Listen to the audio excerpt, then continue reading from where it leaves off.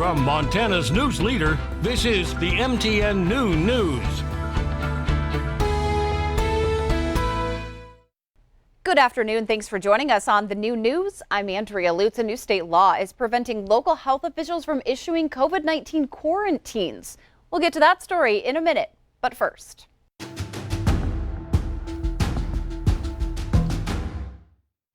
An explosion went off outside Kabul's airport where thousands are fleeing the Taliban takeover. And this afternoon, officials say so far 13 are dead, including service members and children. Here's today's leading look. At least 4,500 people have been evacuated since August 14th, and another 500 are waiting to leave. Officials told people to avoid the airport due to security risks from the Taliban retaliating.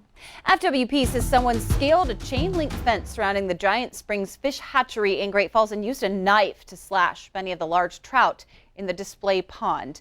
They say it happened sometime after sunset on August 22nd, and now they need the public's help to find who is responsible.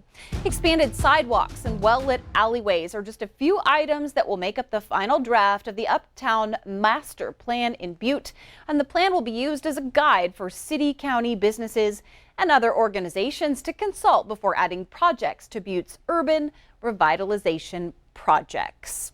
That's today's leading look.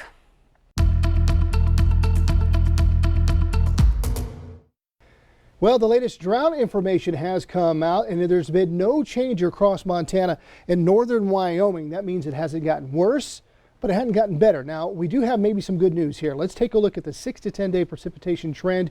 You can see the western side of Montana, the only portion of our area that is trending drier, and we'll extend that out to September the 8th. So that means we possibly have a chance to see maybe a little bit more rain, or we'll just stay normal. So we'll definitely have to keep an eye on that. Now, we do have more rain in the forecast today and tomorrow. We want the rain. We need the rain. We just don't want severe weather, and there's that possibility. I'll have details coming up.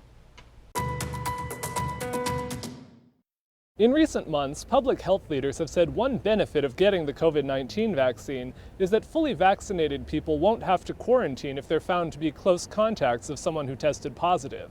However, local health departments across Montana are now considering whether they'll need to change that policy in light of a state law that prohibits discrimination based on vaccine status. We have had to make some adjustments to our operations in order to balance the CDC recommendations around quarantine and the restrictions placed upon the situation.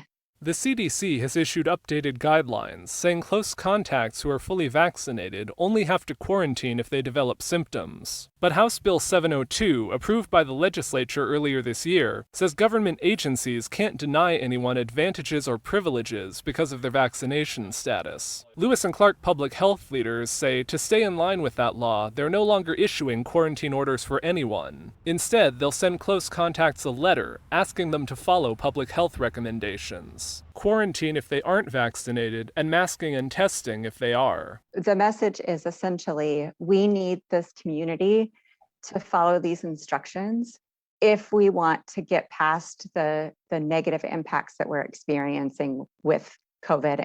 Lewis and Clark County Health Officer Drenda Neiman felt the only other option to comply with the law would be to require everyone to quarantine for the same length of time. If we were to quarantine fully vaccinated individuals, we have students out of school that don't need to be, and we have workers out of work that really don't need to be, and which has a pretty significant snowball effect within our communities, and it's quite disruptive. Many health departments across Montana are considering how to address this same issue. Some are taking a different path. Missoula's Board of Health has decided to keep quarantining unvaccinated close contacts, but not vaccinated ones. Board members acknowledge that could lead to a lawsuit. For the next few weeks, it's likely that not every close contact in Lewis and Clark County will even receive a letter with recommendations. Public Health has shifted their contact tracing strategy to focus on household and high-risk contacts, saying they don't have enough staff to fully trace all the new cases in the area.